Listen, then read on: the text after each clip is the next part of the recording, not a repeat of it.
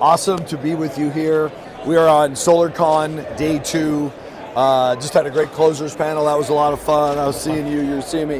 But I've been really excited to see you here again. Love seeing you at the events that we're at, and I've really enjoyed working together when we've sold some solar together. Yeah. And Nick, great to be with you here, and great to get a chance to sit down. What's been going on with you lately? Dude, great to be here. Thank you, Michael. I've loved seeing you speak. Dude, we've been blowing up with Sparta in Utah. It's been going good. Yeah, so I've been seeing that. Working as a dealer model. We're just passing 60 reps. Oh my goodness. I don't care for all of the them bodies. in Utah? All Utah. Wow, all Utah. That's huge. You got to be the biggest thing going in Utah. We are right now. Yeah, awesome. Grateful for it. Great people. But we'll do about 40 million produced revenue, and then we should net around for payouts for commissions about 5 to 6 mil. So it's going well. Yeah, there's some good sides and downsides to being an installer. The good side, one of them, is you actually get the revenue. Yeah. The downside is the overhead comes with it. Yeah, all the overhead, yeah. Fixed overhead, trucks, ladders, Yep. everything that goes along with it. So I sometimes long for the dealer days, the sales org days. Well, you know what's nice about it? When your expenses were always the same as your sales. Yes, exactly. Whereas when you're installing, the expenses go up. They go up. If this goes down, you're toast. You have problems. Yes. So that is what I love. This is the glass half full for us, Mike. Yeah. Is the fact that we can scale super fast. Yeah, because I know we don't have a high EBITDA. There's not going to be a high EBITDA as a dealer. There's no major valuation, right? And there is less revenue on the table, but the upside is we can scale it faster. Like if you look at Grit in the pest control space. Yeah, Grit is an amazing example of a sales company. Yes. Yes, that blew up. And now that they're massive, then they're going deep. They're starting to add their own in-house service. So we kind of have the same game plan, but we're early. We're infancy stage, babe. Well, I love the market that you're in. Not everybody's there, so you got a good space. You can own it. What's your MO to build a team that's got 60 people strong? Yeah. So the MO is actually my long-term thing is not solar. I was doing coaching before, as you know, and I was doing coaching part-time, and also I was selling solar part-time. I was doing $20,000 a month coaching, $20,000 a month solar. Pretty balanced. Yeah. And I was taking reps from 150,000 to $500,000 plus while I was coaching them. I'm like, dude, I need to just go all in on this one thing. And I knew the principle of, being focused on one thing. And as you know, I've struggled with that balance. Yeah, it's hard, huh? Kind of organically started the coaching thing, not on purpose. But I've managed to get it to converge, but it definitely presents challenges. Yeah, and it does. It's hard to ride two horses at times. It is. Props to you. I don't know how you do, man. So I went all in on the solar. That's when I started doing $200,000 a month in Utah. But there's more to it. I was forced because I'm a divorced dad, 3 kids in Utah. So I had to stay there for that reason. So it was your why is in Utah. Yeah, exactly. Yeah, it is. So, but that was the beginning of everything else that we built. And so Sparta for me is just taking the self-discipline, and it's the personal life that I've seen, the change in my own life, and bringing that to other men and women. Yeah. And then, dude, it's for me, the coaching is where I want to go. And right now, one of my mentors, he's like, Nick, you can build a $30 million coaching business. He's done it himself. He's like, you could totally do it. I'm like, I know I could, but I'm not going to do it yet. I'm going to build Sparta. Yeah. Because I want to consult organizations, and I want to bring self-development. Well, that's where the money is. The money's in actually selling the product, not. I mean, it could be. Yeah. That the money's in coaching people to sell the products, but really the money is, especially in solar, it's hard to. Let that opportunity go by. It's so lucrative and so powerful. I'm really, I can definitely see why you've decided to ride that horse. Yeah, and then I love the guys in the space, but there's nobody at a high level, because I was going to consultants like Sam Taggart, and I'm like, dude, I want to find somebody that has built a massive organization to mentor me. And so the only guys I'm going to is like Todd Peterson, you know what I mean? Who built Vivint, and there's nobody that is actually a coach. And so I want to be that guy, but I've got to delay gratification and go build the organization. Yeah. And so we've got a game plan to build a 50 mil to say, hey, we've done this. And so we can help take your organization to 50 million. Here's how we did it, right? And I don't mean in produce revenue. We'll do that this year, close to it. I mean like actual valuation. So eventually own installs. Yep. Right? All the things. That was the path we took. So we were a sales org for a good 5 years, learned what we were doing. And I think the sales operations is more important than the actual installation operations. Tell me about it. Because that's where the customer ends up having the good experience. Yeah. That's where the sales rep, that's what creates the vehicle that turns into a 250 mile an hour vehicle for the sales rep to be. That's what he's driving, is that vehicle. It's created by great sales operations, so which are proposals, which are all of the customer interface once a deal is sold, all of the steps that the salesperson shouldn't be doing. That turns an organization into a really attractive place for a great salesperson to be. I love that, Mike. Then on the install side, I mean, there are some things that matter, whether it was your company or another company that was doing it. For us, the difference was that we couldn't control the level of quality on the installation side. There wasn't too much really missing other than that. So we could get the customer experience to, the 80-yard line, and then the installer was the last 20 yards. Yeah. Right? But I think that 80% is more important. So take the years to build that and to get, proficient and world-class in that, and then worry about the other 20%. Agreed. All the money's in the sales anyway. Yeah. The money is like, when you look at the stack of who gets paid what, the money above the sales line is the majority of the non-expense money. Yeah. So that's really where you want to be. You're spot on. And when you stay focused on one lane, like if you were to just take a clone of me, Nick Nascimento 2.0, and to go try to do both sides of the business versus me. Well, it wouldn't be a clone of you. It'd be a clone of a not an ADD guy, an OCD guy, right? ADD, OCD, all the things. So I talk about, like, I'm the ADD sales guy. Yeah. I could never focus on the gabillion details to make sure all the trains run on time for an installation. Val is the OCD guy. Yes. And that's all he does is details. Yes. And is managing some host of details with processes and tools. And so you wouldn't want to clone you. I don't think you're such a good sales guy. I'm staying in my lane. I would have trouble believing you'd also be that great of an ops guy. And I'm not. So we got hired out. I got an amazing COO, Josh McDonald. Great. He's an absolute killer. Oh, good. And in getting that, like, the first thing I did was I hired an executive assistant. Yes. Right? Yeah. And then I hired a COO. And that bought my time back, so I didn't have to do any of the project fulfillment. So I could do what I was good at, that's selling. The name of the game right there. Yeah. And then the recruiting, and then same with the marketing, just delegating as much as I can so that I can stay in my lane. And for us, it's like my selling is in front of reps now and in front of cameras. I would really recommend that as you're building, and this is probably part of your thinking, but take it as far as it'll go, to have sales reps want to be a part of your company because they're not involved in generating proposals. Yeah. They're not involved in contacting the customer after the sale is made, that there's a team of people that don't work for the installer that handle all of that. And that takes some overhead. It does. And we did that as a sales company. We had that overhead. We had what we call project coordinators. And their job is to call the customer that day, the next day. I love that, Mike. And not every day, but at least once a week until the glass. And they're the single point of contact. And that person is not the sales rep. It's not, It's and amazing. then when I'm in a room like that, I realize, wow, these guys are all giving advice about how to do that job good. I'm like, you don't want to do that job good. Yeah, no, you delegate it. It's the assembly line process. If you've got a guy that's splitting his focus on, maintaining the project for the customer, it's critical. You have to do that. Yes. But the salesperson does not need to do that because that can be delegated for $20 or $30 per hour. And in selling, exactly. Yeah, that's why I said it's $25 an hour work, and those $25 people are way better at it than we are. Yeah. I'm not good at that work. At any amount of money, I'm not good at that work. But as every hour I spend doing that, that's an hour that I could have spent on $500 an hour work, which is selling and closing. Exactly. Yeah, 500 to 1,000 is what we've seen. It's crazy, man.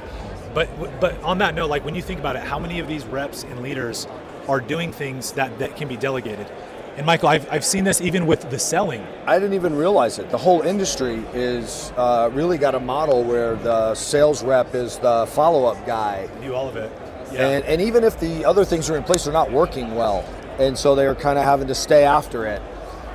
For me, I have a company that does that. And then I also have an assistant whose only job is to follow up on all my personal sales. Customer needs a call, needs an email, needs a document, redo the documents. Same. And she's able to do all those things so that I'm just leaning into going forward all the time. So are you still selling a lot?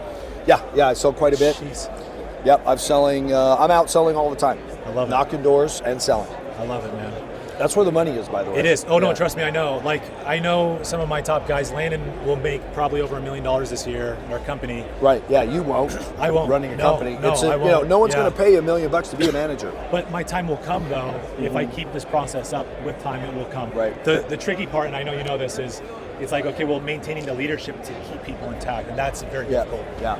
But that's where I've seen that we've shined pretty well so far. And I'm grateful. I'm not like to my horn.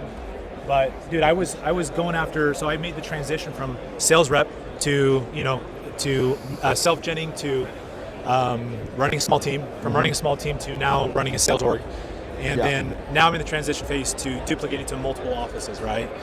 And it's a big transition. Yep. And you mentioned something with the taking it to the 80-yard line. We have massive SOPs for expansion and like everything with how we do with the installers on transparency. Yep. On being able to see the job pipeline, on communication with the prospect, with the sales rep. Yep. And we control as much as we can. And who's building that? So we've built that out. Is that your COO? That's our COO, Okay, yes. So I've built it out, and then he's got it now built out. And then he has now delegated to a project manager that we've hired. Awesome, good job. And so thank you. And so like when we were working with this installer, he's like, Nick, you don't need to pay a COO. You don't need to pay all these people. Like we do that. I'm like, I know you do. But I know what I'm doing. Like, is if I hire this out, we can scale so much faster. What's your ambition or vision on the geography side? What do you see? Yes, one market at a time. So I'm not going to like, hey, I've got guys in Florida, California, and North Carolina that said, hey, dude, let's partner. And right now, my next MO is to pick one leader. I'm not picking the market. I'm picking the person. Most of these guys, Michael, they're like, what's the best market to sell? What's the best? And I'm thinking, dude, you're going after the where you are. Yeah, I go after who. Yeah. And I'm a proof that the where doesn't fucking matter. Like Utah is a shit market. It's not the headline. It's not the target that everybody has in mind. No, there's no reason it's not a good market either. You just have to learn what that market is, adjust, and provide the right solution there, and work hard. It's going to be a good market. You guys have done that well in Arizona. Yeah, a lot of people don't like the Arizona market. I love the Arizona market. Yeah. It's where I live. I don't like to sell where I don't live. Same. I don't want to be a blitz guy. Tell me about that. Around. This is where you and I align. I also don't like the blitz. What's the advantage for you of not blitzing? Well, I think the coin of the realm in sales is momentum, and I think that a blitz is the anti-momentum device. Yes. And so I'm going to stop what I'm doing, which has momentum to some degree. I'm going to stop what I'm doing in this geography, parachute into a geography I have zero momentum in, probably have less knowledge, less information, less expertise about why you'd want to go solar here. And now I'm going to be somewhere else that I don't know, I don't care about, explaining to people I probably don't see myself caring about the future. They're not my community, and but I know it's lucrative, so I'm going to do this job because I perceive it to be easier than it is back home. It's overcoming the problem that solar people have a hard time getting themselves to work every day. So what they're trying to do is solve that problem. And it is a solution, and it does work. I blitz once a year. I go to Tucson. I work for a month in Tucson at the net metering deadline every year. That's different, though. That makes sense why you do that. But I get the aspect of it because I'm there, and we're having pizza, and we're going to the gym every morning, and let's go. We're out to the field. We're solar broing it, and I get it. I understand it, and I like it. I'd like to see that firsthand. Oh yeah, I have a great time. And we're shooting content and all the stuff, but at the end of the day, I need to work where I live, and I want to create momentum around me, not leave the momentum to go create momentum where I don't need it. It's attract, don't chase. The Pareto principle of the 80-20 rule. Yeah. The reason the top 20% get 80% of the results, I believe, is because of momentum. I agree with that. And you can't get momentum when you go on these blitzes. You start, stop. It's back and forth. Yeah. What do you do when you're knocking on a door and the guy says, well, I can't, my wife's a nurse, and how about next Saturday? And you're like, well, I'm leaving Wednesday. Exactly. I don't even know what you do. The other thing we've noticed with our guys is like Landon, he closed these last 3 days, he closed 9 deals as a closer, right? And awesome. He goes to these appointments and he's like, dude, the prospect is saying, hey, can we want to think about this. Can we get back to Tuesday? Yeah. No problem. Yeah, see you then. He doesn't care because we've got so many sets rolling in. Okay, he needs some. I know you were going to say something. What? Are you kidding me? But Michael, at the end of the day, he can go back. He's closing 30 deals a month. He can go back. Yeah, you can do a two-step close. Yes, yeah. And if that can even be a good model. It Yeah, is. it It can is. be a good And so model. part of the secret, our It's just not my model. But Yeah, it can be a yeah. good model. Our attrition is only 14% on scale. Well, a two-step close is going to have a way lower, cancellation rate. Yes. Because they're going to be really, really sold. Yes. So what we do is The end result is going to be less installs, I believe, overall. But yeah, that's, again, you got to work your model. you do. And I'm not saying, hey, this is your. And if you have a two-step one or model, the other. that's one thing. What I'm against is being a one-stop presenter and Yes. then being a farmer. Okay. Now you're farming. You just have all these people that you're working over time. You've got this farm of people that are mostly sold but haven't bought. Yes. And you're working them. That's To the me, thing, I huh? think that's a waste of time. I agree. I've seen numerous actually two-step models. Some of them happen almost simultaneously. The setter is also the presenter, and then the close. Ricky just did his presentation. He's hundreds of sales a year. Yeah. Well, he's got like 20 setters who also present. Yeah, and they're all set for. And when they're all bought, he comes in and signs. So, Yeah. that's a great model. It is. And it's a two-step model. Yes. But it's this kind of two-step. It so is, if yeah. somebody is like, okay, I'm going to get to this spot and then I'm going to do whatever. I don't know why they're leaving, but he's going to leave. Yep. And then come back. You can create a good two-step model. There's a few advantages of it. The end thing is the retention's higher, right? Yes, much. But yes, like we probably increased our retention by 30% doing it, but yes, we probably do lose 20% of sales because of it, right? Yeah, you got to figure out. So I think it's a net win, but here's the other thing too is we've replaced that extra time. Like one of our core values is attract, don't chase. And it's multifaceted. Number one, it's become more attractive in every way. And like for personal development, I'm not talking like Botox and shit, like look better, yes. But I'm talking become someone that's greater, which is another perk of staying in market, self-development, consistency, routine. But the other aspect is instead of chasing down prospects, trying to convince them to buy, go get more prospects. So think of like one of the major levers of influence is urgency and scarcity.